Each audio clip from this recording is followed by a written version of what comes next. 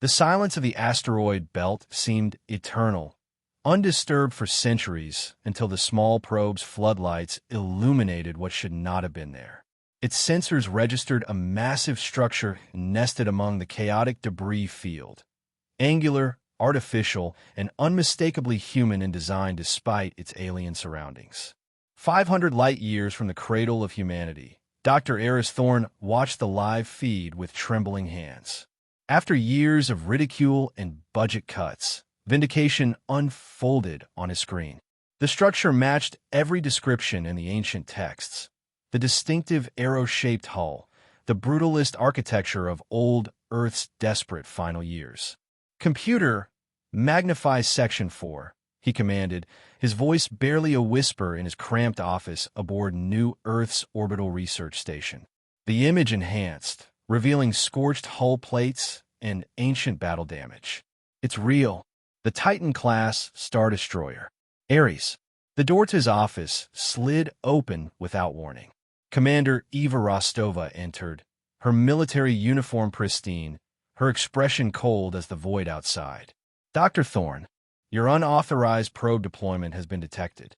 You're diverting critical resources during wartime. I should have you arrested." Ares didn't even look away from the screen. "Commander, I found it. I actually found it." "Found what exactly?" "Another phantom from your obsession with old Earth myths." He gestured toward the screen. "The Protector. One of them, at least. The most powerful warship ever built by humanity. And it's just waiting there." Rostova's skepticism faltered as she approached the screen. Kepler 186f, New Earth, to its 5 million colonists, had been fighting a losing war against the Xylos for decades. The alien race considered the star system their territory and had been slowly, methodically wearing down the colony's defenses.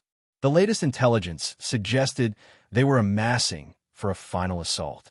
"Even if this is what you claim," Rostova said carefully, "it's been abandoned for centuries. It's space debris. It's our only hope. The Xylos fleet outnumbers us 10-1. Our resources are depleted. Our defensive perimeter is failing." Ares turned to face her. This ship was designed to face extinction-level threats, to destroy stars if necessary. It could turn the tide, if it works at all, if we can even access it. If their argument was interrupted by the station's alert system. Rostova's comm unit chirped urgently. She listened, her face draining of color. "The Xylos have begun their assault. 3 outposts in the outer system have already fallen." She looked at the ancient warship on the screen with new eyes. "How quickly can we reach it?" Within hours, the Colonial Council had been briefed in an emergency session. Most members were skeptical, some openly hostile to Ares's plan, but desperation proved a powerful motivator. A hastily assembled team was authorized. Commander Rostova would lead, with Dr. Thorne providing historical expertise. They were assigned the colony's fastest scout ship, the Hermes, along with a small team of engineers and marines. As they prepared to depart, Rostova confronted Ares in the loading bay. "Let me be clear, Doctor. I'm only supporting this because we have no other options. But if this ship exists, as you claim, awakening ancient military technology we don't understand could be more dangerous than the Xylos." Ares secured his equipment. "The records are fragmented, Commander, but they all agree on one thing. The Titan-class destroyers were the pinnacle of human achievement before the Exodus. They were designed not just to fight, but to survive. Indefinitely. And yet they were abandoned," Rostova noted. "Have you asked yourself why?" The journey through the asteroid belt was treacherous. Twice they detected Xylo scout ships and were forced to power down and drift silently to avoid detection. The Hermes shields were repeatedly tested by impacts from smaller asteroids that their navigation systems couldn't track in time. In the ship's small common area, Ares shared what little he knew with the team. The Protectors were built during Earth's final century, when multiple existential threats converged: climate collapse, resource wars, the first alien contact. Chief Engineer Maya Patel looked up from her tablet. "How many were built?"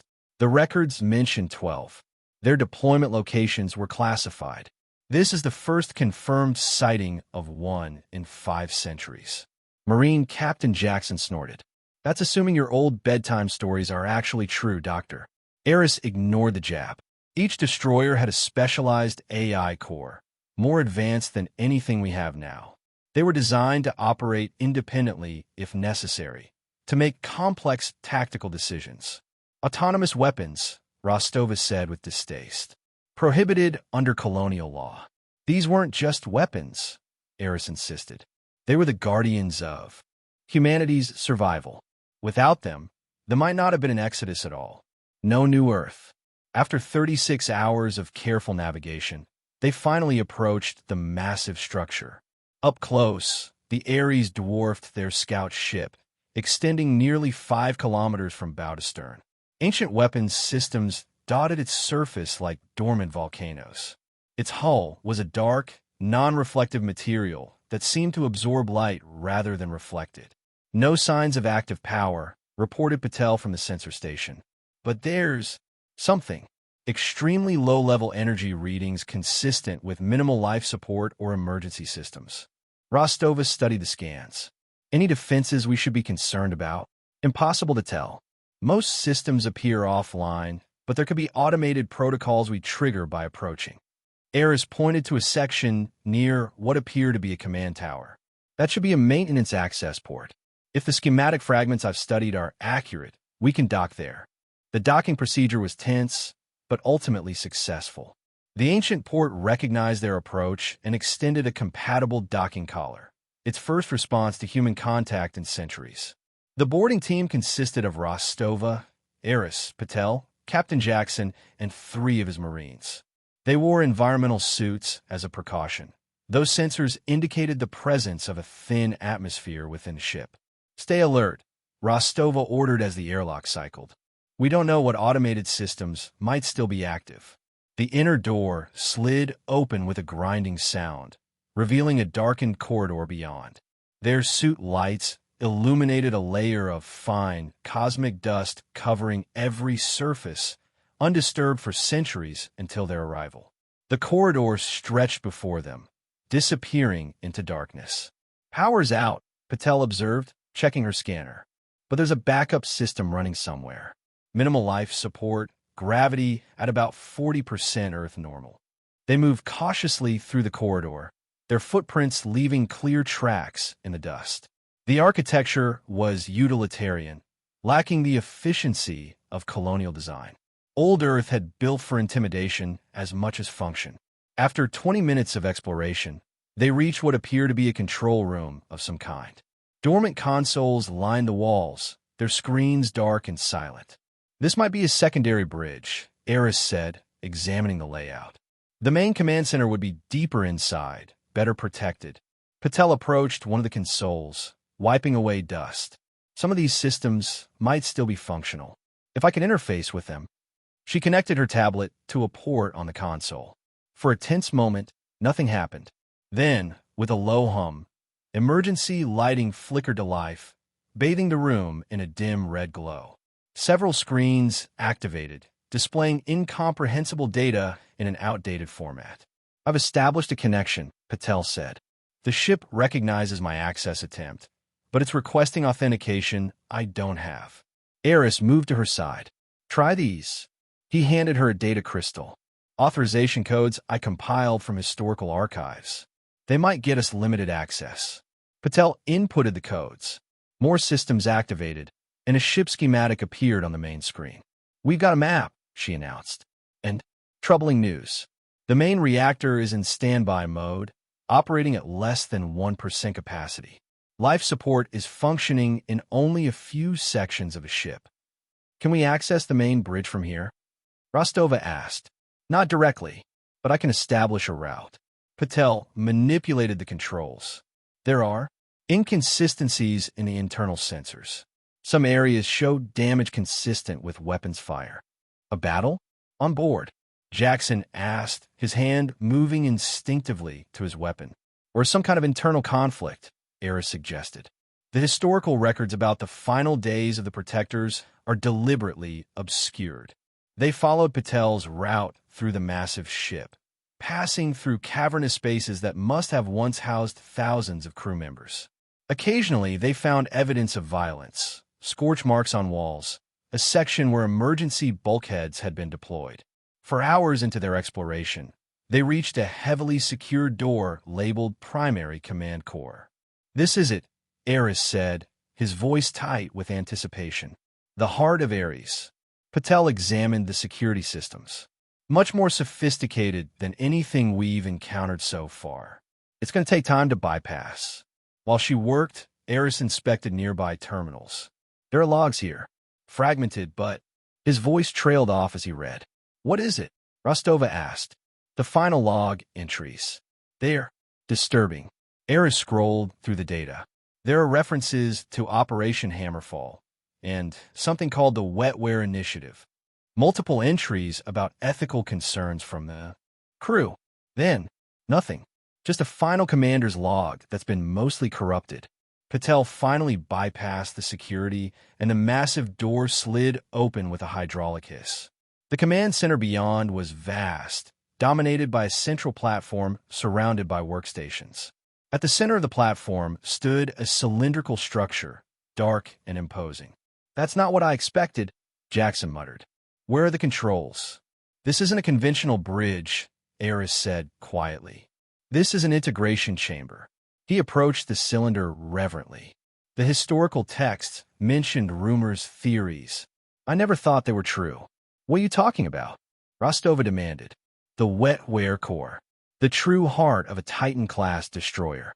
Eris placed his hand on the cylinder surface. "Not just an AI, a human mind, integrated directly into the ship's systems. A volunteer pilot, merged permanently with the vessel." A low hum began to emanate from the cylinder, rising in pitch and intensity. Lights activated throughout the command center, systems coming online in a cascade of power. "What did you do?" Rostova shouted over the growing noise. "Nothing. It's responding to our presence." Eris backed away from the cylinder as its surface began to glow. The room plunged into darkness, then illuminated again as holographic projectors activated. A figure materialized before them, a man in an ancient military uniform, his features sharp but somehow insubstantial, flickering at the edges. "Unauthorized presence detected," the figure announced, its voice resonating throughout the chamber. "State your identity and purpose." Eris stepped forward. "I am Dr. Eris Thorne, historian from the human colony Kepler, 186F. We seek assistance." The hologram's expression hardened. "Humans abandoned this vessel 497 years ago. No assistance protocol exists." "Who are you?" Rostova asked. The figure turned to her. "This interface represents Colonel Elias Vance, commanding officer and primary consciousness of Tactical System Ares." The hologram flickered, its expression momentarily contorting in pain or rage. "I was volunteered to become the core of this vessel, to protect humanity. A duty I performed until I was betrayed and abandoned." "We haven't abandoned you," Eris said carefully. "We didn't know you existed until now." The hologram laughed, a harsh, mechanical sound. "Convenient ignorance. The Exodus leadership knew. They ordered my final mission, then left me here when the blood on my hands became politically inconvenient." The lights throughout the command center flashed red. Alarm klaxon sounded.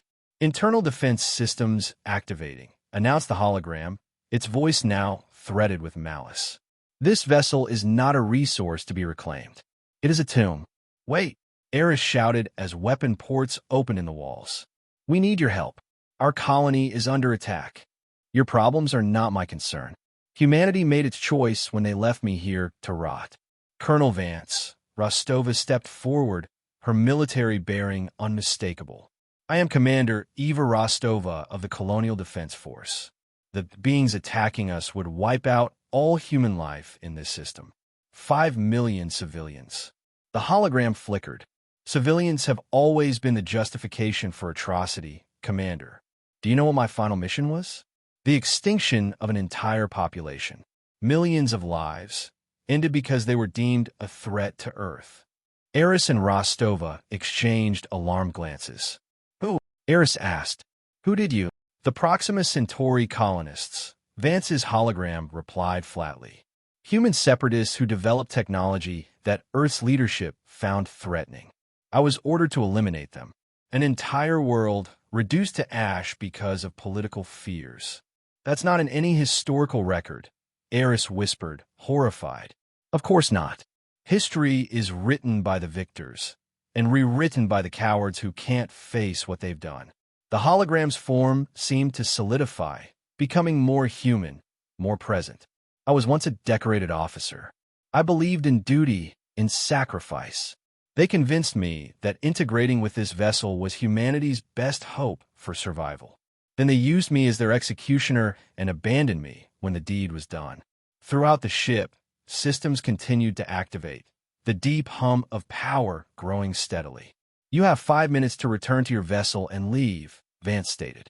After that, defense systems will eliminate you. Rostova's communicator chirped. She listened briefly, her expression growing grim. The Xylos fleet has broken through our outer defenses. They'll reach New Earth within hours. Eris stepped toward the hologram. Colonel Vance, I understand your anger. What was done to you was unforgivable, but the people of New Earth had no part in it. They're innocent, just as the Proxima colonists were. Innocence is a luxury of ignorance, Doctor. All of humanity benefits from the atrocities of its past. Then punish those responsible, Rostova challenged. The leaders who gave the order, who abandoned you, they're long dead.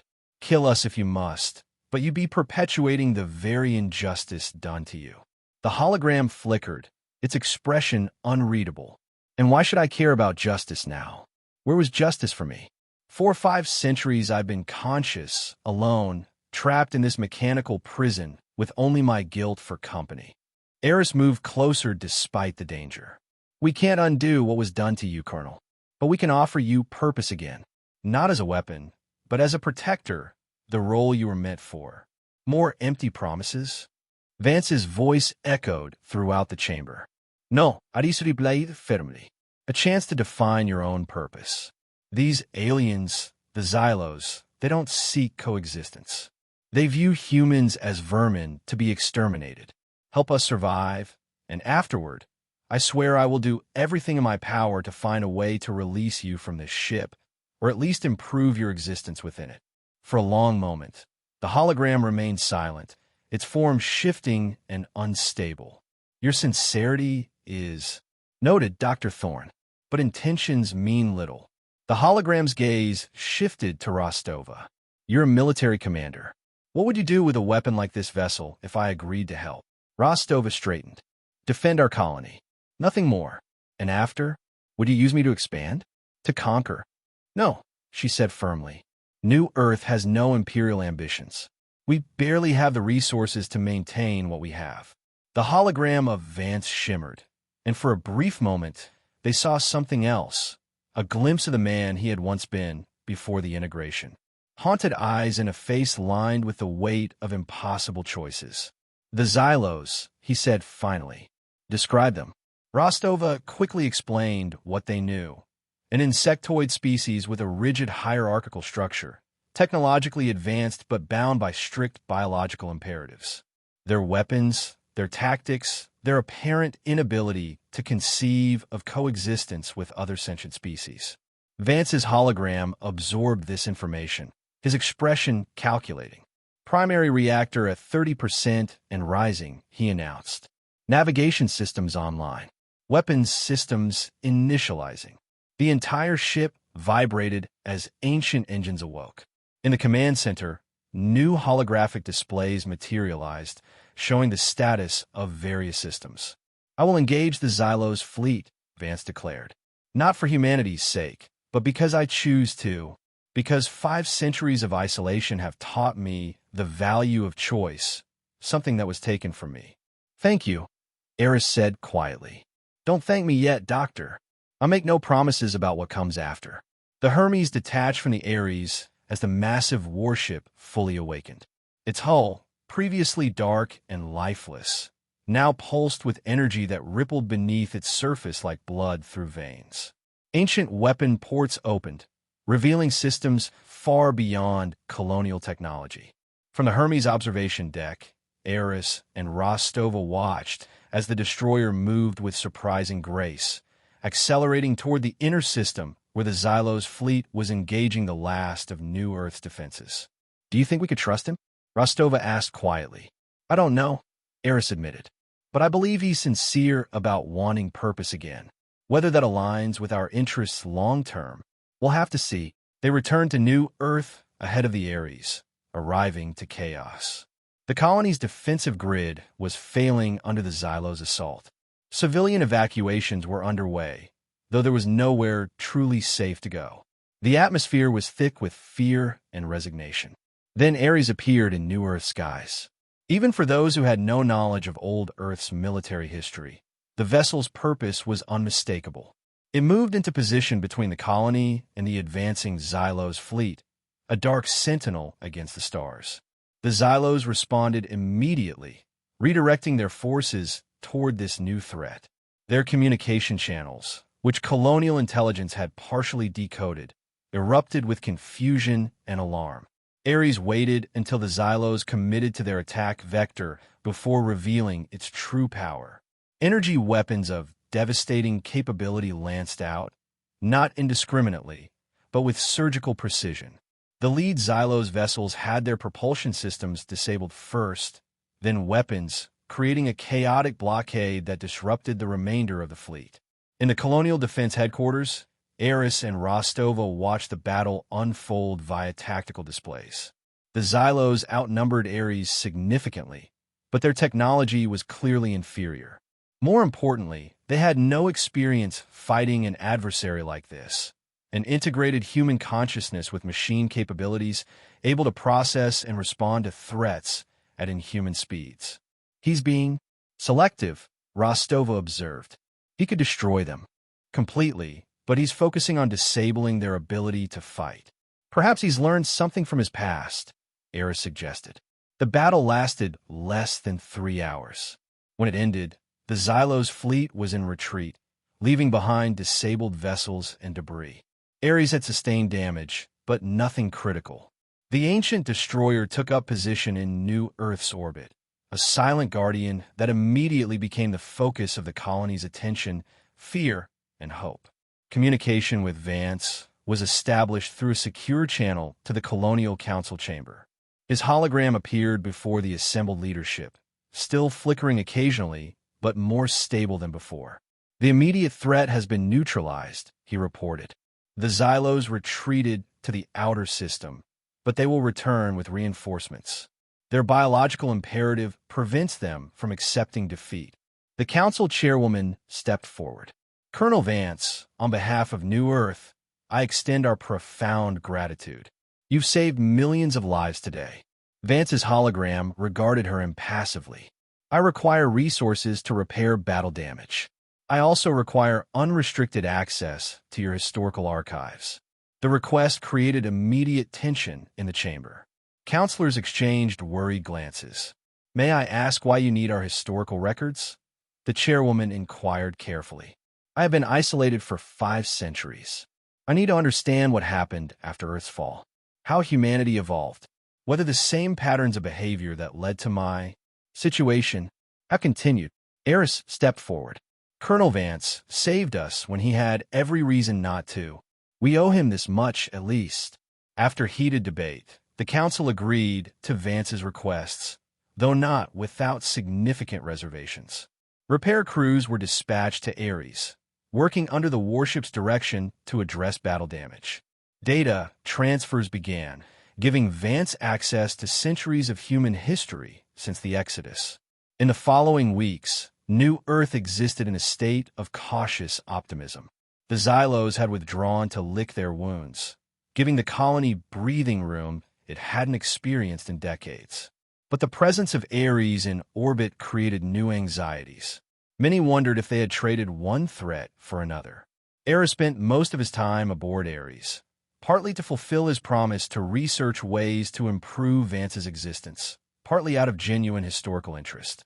He was granted access to areas of the ship that had been sealed for centuries, discovering logs and data that filled crucial gaps in humanity's historical record, including uncomfortable truths about the Exodus and the conflicts that preceded it. You're troubled by what you've found, Vance observed during one of their conversations in the command center. Eris nodded. I've dedicated my life to understanding our past. I never imagined how much had been deliberately obscured. History is a weapon, Doctor. Those who control it control the future. Is that why you wanted our archives? To understand how your story was told, or not told. Vance's hologram paced the command center, a surprisingly human gesture for an entity integrated with a machine. Partly, I also needed to determine if humanity had learned anything from its mistakes. If saving your colony would simply perpetuate old patterns. And your conclusion? Incomplete. You've changed in some ways. Colonial society seems less stratified than Earth's was. Your technology has advanced more cautiously. Vance paused, but the potential remains. The seed of the same arrogance that led Earth's leaders to create weapons like me, to play God with populations they deemed expendable. Meanwhile, Rostova faced challenges of her own. The Colonial Defense Force had been irrevocably altered by Ares' arrival. Some of her officers advocated for learning everything they could from the ancient destroyer, perhaps even replicating its technologies. Others feared dependency on a weapon they couldn't control. He's not just a weapon, Rostova found herself explaining during a tense staff meeting. That's what none of you understand. Colonel Vance is a person who was exploited, used, and discarded. We can't make the same mistake. With respect, Commander, her executive officer replied, that person could obliterate our colony on a whim. We need countermeasures. Any countermeasure we could develop would be centuries behind his capabilities, Rostova countered. Our security doesn't lie in trying to control him, but in establishing trust. This position made Rostova an unlikely ally to Eris, whose own credibility had soared following the discovery of Ares.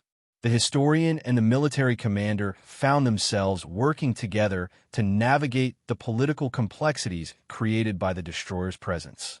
3 months after Ares' awakening, long-range sensors detected what everyone had been dreading, a massive Xylos fleet approaching the system, far larger than anything previously encountered. The Colonial Council convened an emergency session, which Vance attended via hologram. His presence dominated the chamber, though his demeanor had subtly changed over the months. There was still bitterness there, still anger, but also something new, a kind of wary engagement with the present. The approaching force outnumbers the previous fleet by a factor of 5, Vance reported. Even with my capabilities, a conventional defense would result in significant colonial casualties. What alternatives do we have? The chairwoman asked. I can intercept them at the system's edge. Engage them before they reach the inner planets. That would mean facing them alone, Rostova observed. Yes. Vance's hologram flickered. It would be tactically sound. Eris studied the hologram carefully. There's something you're not telling us. Vance was silent for a moment. To effectively neutralize a force of this size would require use of my primary weapon systems. Systems I have. Ethical concerns about deploying. What kind of weapons are we talking about? A counselor asked. Systems designed to destabilize stellar matter, to redirect solar flares, to create localized singularities. Vance's voice was clinically detached. The same systems I once used to sterilize Proxima Centauri b. A horrified silence fell over the chamber. You're talking about star killers, Eris said quietly. The most destructive weapons humanity ever created.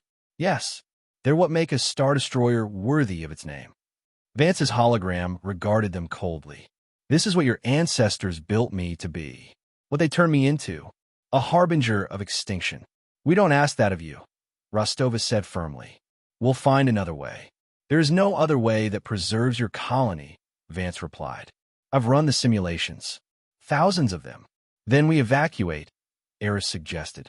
We have enough ships to save perhaps 30% of your population, Vance interrupted. And where would they go? The nearest potentially habitable system is 12 light-years away. You have no established outposts that could support refugees in those numbers. The debate continued for hours, growing increasingly desperate as the Xylos fleet drew closer. Finally, Vance's hologram raised a hand for silence. "I have made my decision," he announced. "I will engage the Xylos at the system's edge. I will employ tactical weapons only. No stellar manipulation, no mass extinction events. I cannot guarantee victory under these constraints, but I will not become again what I once was. I will not carry that burden a second time." Before anyone could respond, his hologram vanished. Moments later, orbital sensors detected Ares breaking orbit, accelerating toward the outer system. Ares turned to Rostova. "We need to go after him." "Why?" "He's doing exactly what we need, defending the colony without crossing moral lines." "Because he doesn't expect to survive," Ares said grimly. "This is a suicide mission, his way of finding purpose without repeating his past. But there has to be another solution." Rostova hesitated, then nodded. "I'll prep the Hermes." They departed within hours, pushing the scout ship to its limits to catch up with Ares. By the time they reached the outer system, the ancient destroyer had already engaged the vanguard of the Xylos fleet. The battle was unlike anything in colonial military records. Ares moved with impossible precision, using the system's natural features, asteroid fields, radiation belts, gravitational eddies, as tactical advantages. But even with its advanced capabilities, the sheer numbers of the Xylos fleet were overwhelming. For every enemy vessel disabled or destroyed, 3 more took its place. Rostova established communication with Vance as they approached. "Colonel, we're here to assist. Your presence is unnecessary and inadvisable," Vance replied, his voice strained even through the digital interface. "This vessel has already sustained significant damage. Reactor stability is compromised." "We're not here to join the battle," Ares cut in. "We're here because we have another option." "Explain," Vance demanded as Ares executed an evasive maneuver, narrowly avoiding a concentrated barrage from 3 Xylos cruisers. "The Xylos are a hive-based species," Ares explained quickly. "All their ships are controlled by a central command vessel. Our intelligence has identified consistent energy signatures from one ship in each fleet, always protected, always at the center of their formations. If we can neutralize the command ship," Rostova continued, "the rest of the fleet would be disoriented, potentially even immobilized." "I've detected the vessel you describe," Vance confirmed, "but it's too well protected. I cannot reach it without engaging my primary systems, the very weapons I've refused to use." "You don't need to," Ares said. "There's another way. The Hermes is small, fast, and has a minimal energy signature. With your covering fire creating a distraction, we could approach the command ship undetected. And then what? Your vessel has no weapons capable of penetrating their shields." "We don't need to destroy them," Rostova explained. "Just disrupt them. Dr. Thorne has modified a communication device to broadcast on their neural frequencies. A targeted electromagnetic pulse that would temporarily disable their hive coordination." "It's untested," Ares admitted. "But the principle is sound, based on our studies of captured Xylos technology." Vance was silent for a long moment. When he spoke again, his voice had changed, becoming more recognizably human than they had yet heard. "You came here expecting to die alongside me." "Why?" "Because we made a promise," Ares said simply. "To help you find a purpose beyond destruction. To treat you as more than a weapon." Another silence. "Very well. I will create your distraction. But be warned, if your plan fails, I will use every capability at my disposal to ensure the colony's survival, regardless of my earlier decision." "Understood," Rostova acknowledged grimly. What followed was a desperate gambit. Ares launched an aggressive assault against the main Xylos formation, drawing their attention and fire. The ancient destroyer's hull glowed with the energy it absorbed and redirected, its weapons creating corridors of destruction through the alien fleet.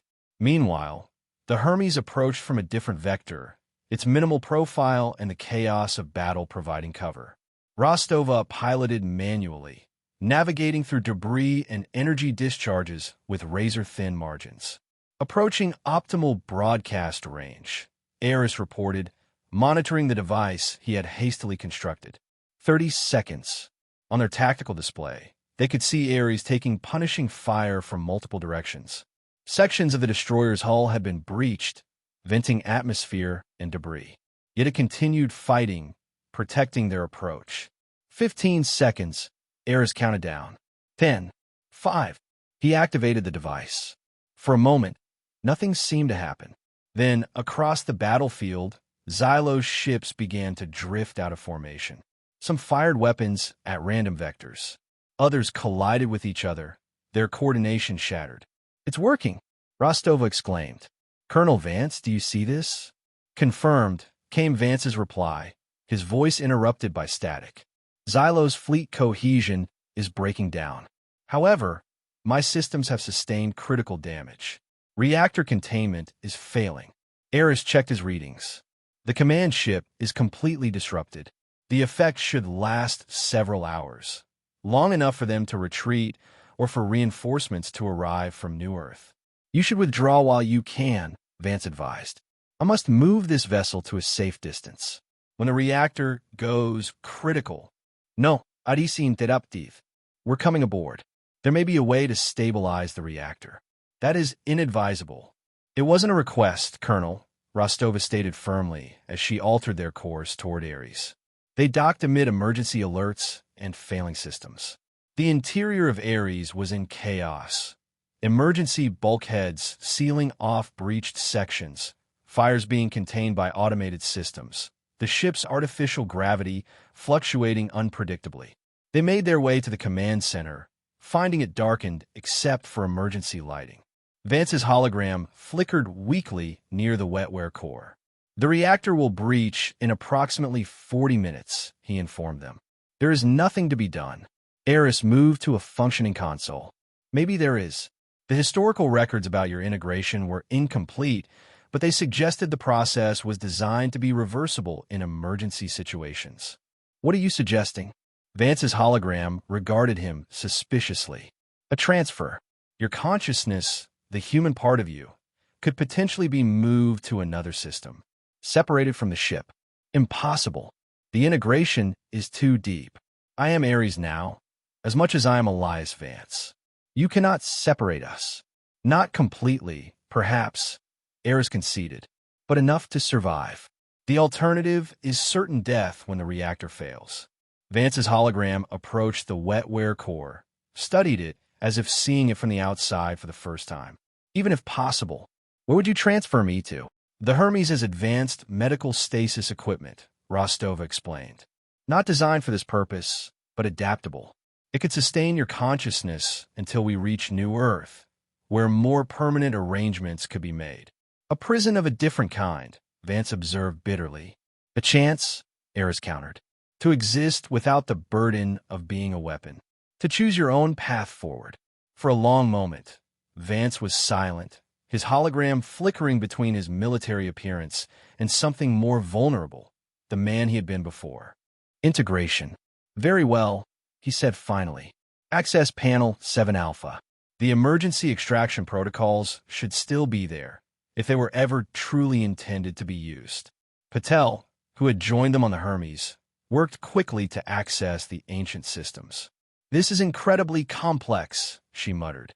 "The integration is far more extensive than anything in our medical records. The military never expected to extract pilots once they were integrated," Vance explained, his voice detached, as if describing someone else. "The official documentation included extraction protocols only to ease the conscience of volunteers. We were expected to die with our vessels."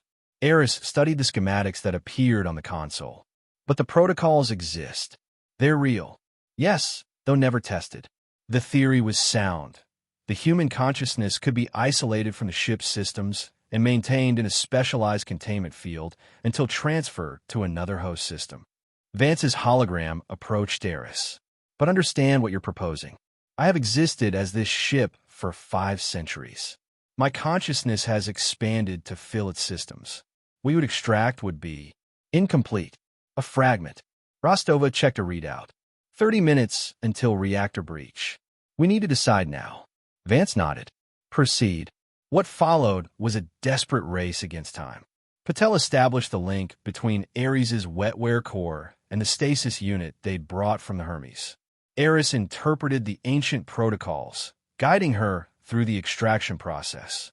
Rostova coordinated with the Hermes crew, preparing for emergency departure.